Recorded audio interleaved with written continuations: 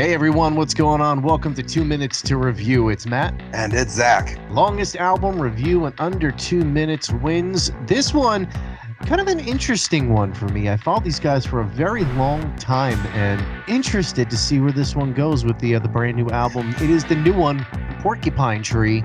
Close to a decade. It's closure and continuation. Yeah, depending on when you cut it off. But that's true. If you ask the average Porcupine Tree fan, it's kind of astonishing that we are even here talking about a new album. Because, I mean, for those who aren't familiar with them, they've really gained a huge cult following to the point that many even call them the most important band you've never heard of. And they created such a big following and loyal fan base to the point that anything that Steve Wilson even touches automatically gets critical acclaim. But for the past over a decade, it's been quiet. It's been crickets to the point that even, most recently, a few years ago, Steve Wilson even insinuated, you know what, we might never reform. I'm having too much fun as a solo artist. Why bother reforming a band that feels more like work, essentially? I'm paraphrasing, of course. So when they suddenly came back for live shows and then a new album, it sounded like a lot of fans, myself included, kind of gave up hope that we would ever hear new music from Porcupine Tree. So here we are. Celebrate just the fact that they're a new album from Porcupine Tree. Let's just be happy about that. But you know what? Because we're nerds and kind of jerks, we want to give it a listen and share our 2 cents. But before we do, a special shout out to Lucky 13 Beard Co. Yeah, they've been a sponsor on the show for a long time now, and we've actually partnered with them to bring a very special beard balm and oil to the masses. It is the Lemmy.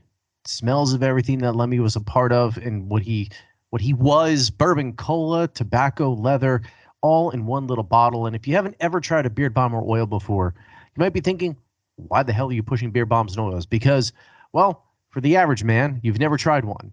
And you probably should, because you're going to feel great and smell epic with our new beard balm and oil. And let me tell you, I've tried so many of them, and Lucky 13 actually gets it right. It's not too greasy or oily. It smells fantastic. And I'm not just saying that because it's ours, but they have tons and tons of other scents that maybe those aren't your particular favorites, I'm sure that they've got something that you're going to love. There's so many scents to choose from, and we're going to give you 10% off. So hit up the website, Lucky13, beardco.com, and then throw whatever you want in your cart and use the code EFP10 at checkout, and you're going to get 10% off of your order. So Lucky13, beardco.com, anything in your cart, use that code EFP10 at checkout and get 10% off. I can guarantee you're going to love the way you smell, love the way you feel. I think you're going to be a fan of these guys going forward. Matt, I'm going to shock you. You want me to go first this time? I'm going to let you. No, I don't. I'm not. Oh, you're going to let me? I'm going to let you. I'm going to give you the honor. So there's a distinction. I'm giving you the honor to start. And of course, that probably means I should get the official Epic Footnote stopwatch up and running too. But Matt, let me know when you, sir, are ready. All right, let's do it. 3, 2, 1, go. So I've been a fan of Porcupine Tree for a long time. I remember finding them in my college years, so I've been following them since, early 2000s. And while I was excited to hear that they were coming back with a new album, I was also kind of scared, because Porcupine Tree for me has always been very hit or very miss. And when they hit it, they hit it, and when they don't, they don't. And on this one, I don't think they hit it, but it's not as bad as I thought it could possibly be. Now, the reason I'm saying this is because, there are a lot of very interesting both musical and vocal pieces that are on this album. However, the sum of those parts don't manifest into interesting songs, like on a song like Herd Culling. And honestly, for me, the best track on this entire album is the opening one, Harridan. So I think there's a lot of technical things that do go on this album, like Rat's Return, but it just feels like they tried to go back to older works, like Of the New Day. It feels like a very open car type song, and the album even reminds me of like the 80s band, if you've ever heard of them, Marillion. They seem to kind of go down that road, and I wish that they would have done something just a little bit more interesting than what they did, because it just feels like they ran out of steam halfway through writing the songs and it just kind of fell flat. All right, time has been locked in. No going back. Out of 5 stars, what would you give this album? I know it sounds ultra negative. I don't mean it to be. I'm going to say 3 stars or 3 porcupines. Or 3 trees. What 3 tree? Yeah. Well, what is the? I feel like we're getting into biology class here, but what is the this on the porcupine, the sticky thing? The quills. So 3. So how many quills? 3 quills. 3 quills. There you go. I like that. Every time I think we've reached a nerdy level, I feel like this is just pure geek, not even music geek. But so 3 quills out of 5. Yeah, like I said, I like what they do, but I wish that. And first off, I'm not taking anything away from these guys because they're musical geniuses. They really are. But when you have that level of musicianship that goes into something, I would think that it would lead to more. And once again, this is really just, like I said, the sum of the parts don't lead it to be anything better than just the parts. Like, I'm expecting there to be more to a song. And you've said this plenty of times in other reviews, that a song, just waiting for it to go somewhere and like, okay, well, where is it? Where are we going with this? It just seems like the same parts in the songs over and over again, and it doesn't really take off. Fair. Well, let's find out if I agree. Count me Are down, you? sir. All right, here we go. 3, 2, 1, go. Maybe I'm saying this because I'm not the massive diehard fan of Porcupine Tree, as I know as many people, but to me, it's kind of hard to find too many faults in this album. I mean, yeah, it's definitely not overly technical. In fact, if you like your prog to be really all over the place, shredding, distortion, technical, and just sometimes even wacky, then this ain't for you. But if you are into more of the 70s era prog, think Pink Floyd, early stuff, with a little bit more nuanced subtlety and a dose of modern rock, then you know what? There's plenty to enjoy here. I mean, it's a sonically driven album without making you feel too bored. Maybe there's moments, as Matt mentioned, that I was kind of waiting for it to go in a different direction. But overall, I wasn't disappointed. I enjoyed it. And just to keep it short, I would be a little hard to imagine if you're a diehard Porcupine Tree fan, unless if you have your expectations really, really high, I'm sure you'll find something that you'll be satisfied with this album. Sounds like you took the complete opposite approach. Yeah, I mean, again, I admit that while I appreciate them and I'm familiar with some of their work, I'm not, and I like prog metal and such, but I can sometimes get a little bored of it.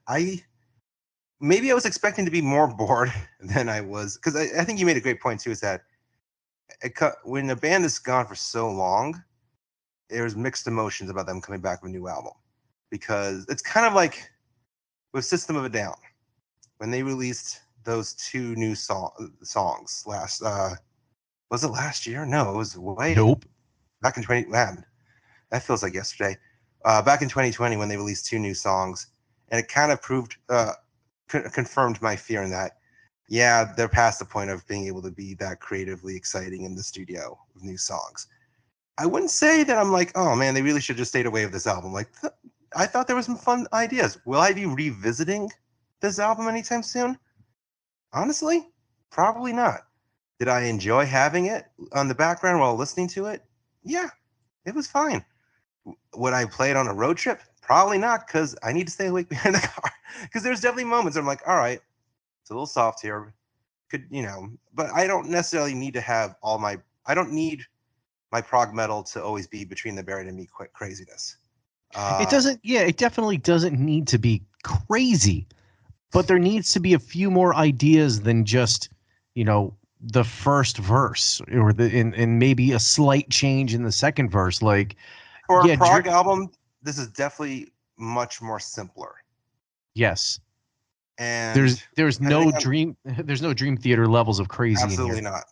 Even the Pink Floyd comparison I made might not be entirely accurate, because if you really want some complexity with your prog, you'll probably be a little disappointed in this. This is definitely as straightforward as a prog band can be. I enjoyed it. I would give it 3 out of 5 stars, or quills, as we decided to give it. I mean, okay, so we're on the same page with that. We're on the same page, but I think I was much more pleased than you were, dare I say. I guess because I followed him for so many years, and I guess that I got spoiled in the past, but here we are. That's the other problem too, is that when you're gone for so long, is it almost better to be like, you know what, at this point, we're never going to really match our past stuff. Maybe we should just leave it as is. And it sounds like you're on the fence about whether or not they should have just kept it packed away. Maybe just bake it a little bit longer. You're not as wow. Okay, that sounds like a prog fan right there. Make it longer. No. like bake it a little bit longer. Like let them. Oh, bake it. Yeah, let it make it longer. I'm like, whoa. No. Like let it sit in the oven a little bit longer. You know, give it some more time. Give it some more thought. That's fair. But you know what, Matt? You realize our opinions don't matter, right? Yes. What really matters is who came in with the longest review in under 2 minutes. So, Matt, would you like to know your time? Yes. Unlike the songs on this album, your review came in at 1 minute and 38 seconds. All right. Well, looks like I won this one, because you came in at a very mild 1 minute and 1 second. That is the shortest review I have ever given. Yes. Ever. That is a record. Well, you know what? Let us know what you think of Porcupine Tree's latest album. Do you agree with us? Do you disagree with us? Are we missing the point? Or are we right on the money here? Let us know on Facebook, Twitter, Instagram, at Epic Footnote. Also, subscribe to our YouTube channel to hear more reviews like this, as well as some other pretty cool episodes, and maybe even some cool videos, dare I say. And once again, special shout out and thank you to Lucky 13 Beard Co. Go to lucky13beardco.com, use the code EFP10 to get 10% off of your orders of amazing smelling beard oils, including our very own Lemmy-inspired beard oil. You're going to smell great, you're going to feel epic, I guarantee that. Also, special thank you to Rootless Coffee out of Flint, Michigan. They produce some really delicious coffee blends, not just on their own, but also in collaborations with comic book artists, with local charities, with even wrestlers, including the famous Don Hostin of AEW. Go to rootlesscoffee.com, use the code EPICROAST, all caps, to get 15% off of your order of their blends. It really is, as they say, coffee that breaks free from boring. Thank you all so much for listening, and we hope you join us for another episode real soon. See ya!